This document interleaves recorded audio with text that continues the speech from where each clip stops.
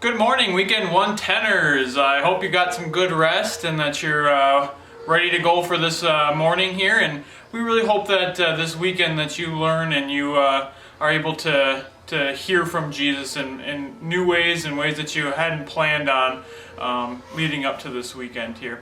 To help you in doing that, me and my dad have come up with a couple of character studies for you guys to talk through and discuss in your small groups at your host homes this morning. So we just want to encourage you to spend the next however long that you need, or however much time you want to spend on some of the questions that we're going to provide you and the stories that we're going to give you, to just discuss and talk about what these characters look like to you, what they mean to you, how they connect with you, how maybe you can relate to these people.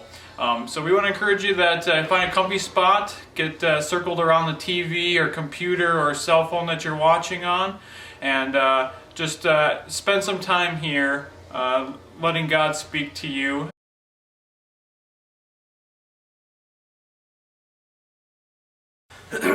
Well, good morning. Like Josh said, we have the opportunity to pick a couple characters out of the Bible and talk about stories and how that relates to our live, love, and serve like Jesus did. And when I got to thinking about that, I was trying to figure out which character I would want to pick from, and I went back to one of my favorite stories in the Bible, and which the character would be Peter.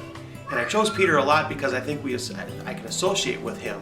Peter seems like a character that, from the Bible, a disciple that sometimes spoke when maybe it wasn't the right thing to say, and got reprimanded a few times by Jesus when he said something that Jesus didn't appreciate. Jesus turns to him and says, "Get behind me, Satan," because it didn't go with what God wanted. And I can feel that way in my life, times when I may say something when I shouldn't and didn't think it through real well. And in times where Peter just reacts, like for instance, in the garden when Jesus is being arrested, and they go to grab him, and Peter draws his knife and cuts off the ear of the high priest's servant, and Jesus tells him to put it away and not to use a sword, or you'll die by the sword. And so he seems like a man that, a lot like myself, sometimes reacts differently, and maybe yourself. How do you react when things are going on in life, thinking through them, and just kind of a normal guy?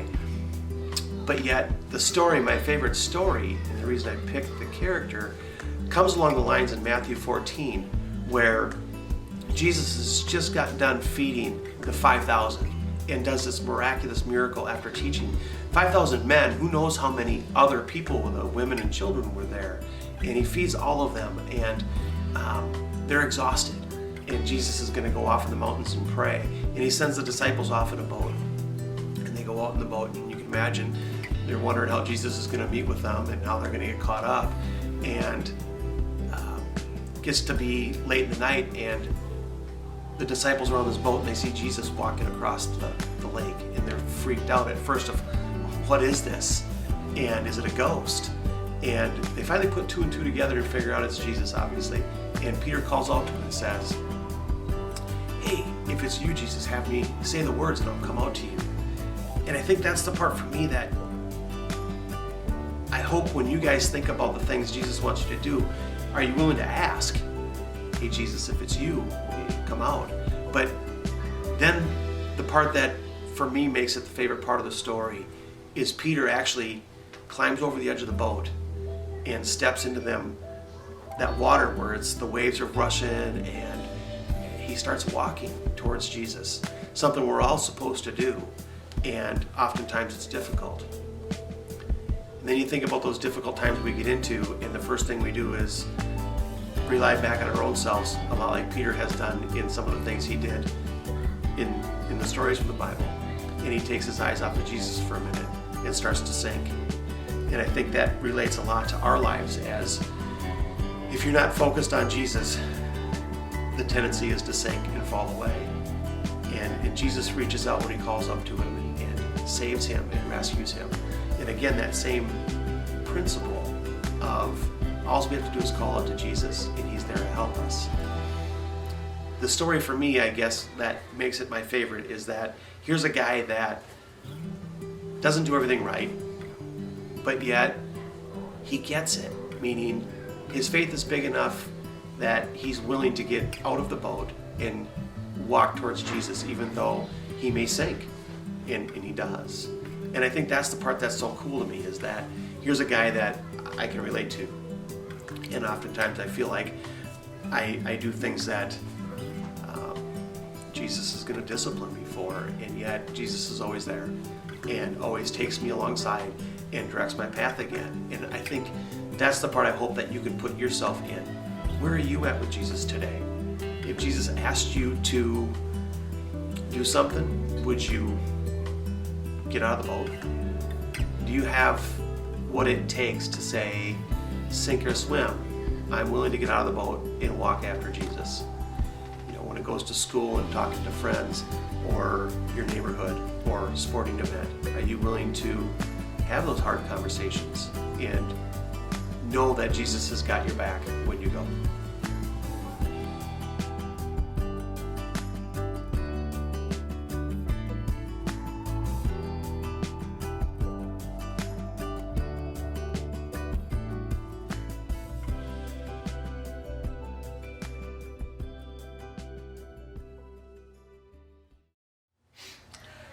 Good morning again, Josh here. I got the privilege of choosing another character to discuss this morning. I'm going to choose a character that I'm sure every single person in your group has probably heard of. Very common, a character that, and as well as the story I'm going to cover, is one that you've learned all the way probably from like preschool on up. This character, if you haven't been able to kind of guess a couple of them, is Daniel. And the reason I chose Daniel is because I want you to try to connect your life with his and see kind of the things that he was put up against, and see if you think that in a similar scenario or in your life currently, if these things were to happen to you, would you respond the same way that Daniel did throughout the story here. So we're going to be in Daniel chapter 6, most of the chapter here. So if you did bring your Bibles, I encourage you as you're in your groups here that you can follow along with me. I'm not necessarily going to read it word for word, but you can check out Daniel chapter 6 as we're kind of going through this. So Daniel, he's a guy that's serving under King Darius, and King Darius has appointed essentially 120 people that are going to be in government, that are going to be in charge of other people, and kind of overseers of his kingdom. And one of those 120 obviously was Daniel. And over those 120, he also put 3 administrators, 3 people that he thought were even more trustworthy and important than the 120 they chose before that. And as you can guess, probably Daniel's one of those 3. And even more so than that, Daniel continued to distinguish himself even as being just a man that was a good leader, that was trustworthy, that was kind, that, you know, when he said he was going to get something done, he'd do it. And so above those 3 of those people, King Darius even put Daniel in higher regards than anybody else. It even says here in verse 3 that, or actually in verse 4, that King Darius' plan was to put Daniel in charge of the entire kingdom at some point. So as you can see, Daniel was thought very highly of by King Darius. And by doing that, he made his co-workers, I'll call them, very jealous and upset, because obviously they realized that King Darius really liked Daniel, and that Daniel was a good guy, a guy that was a good leader, and they were jealous of that. They wanted to be in charge. They wanted to have the highest level spot, and so for that they started to really dislike Daniel. And so they started off by trying to figure out ways that they could get Daniel to be in trouble. Ways that they could go to the king and say, hey, look at this Daniel guy. He's not as good of a guy as you think he is. And so they went and did this, and they came back and they're like, we can't find anything wrong about this Daniel guy. There's no corruption in him. He's completely trustworthy. We can't find a single bit of corruption. We can't find anything wrong with this guy. I mean, he is like the perfect dude, besides obviously Jesus coming, but he is the guy that obviously there's a reason why King Darius liked him, right? And just to pause on the story for a second, I want you to think about that about yourself. Is that something that you are? Are you that trustworthy? Are you that lacking corruption that somebody couldn't find a fault in you to point a finger at?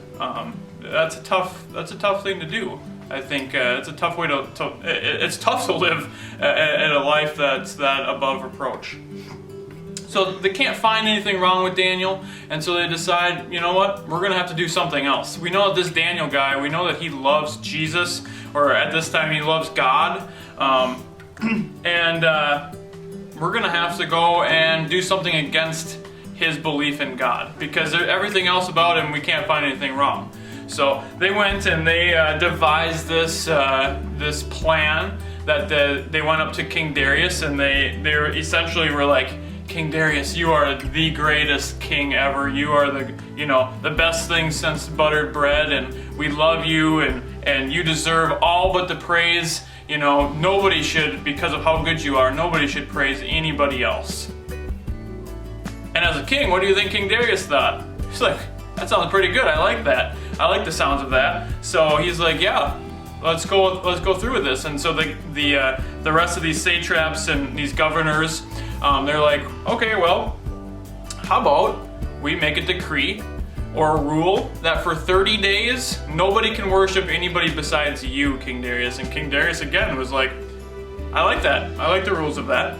And so he sealed it off, saying that this is an official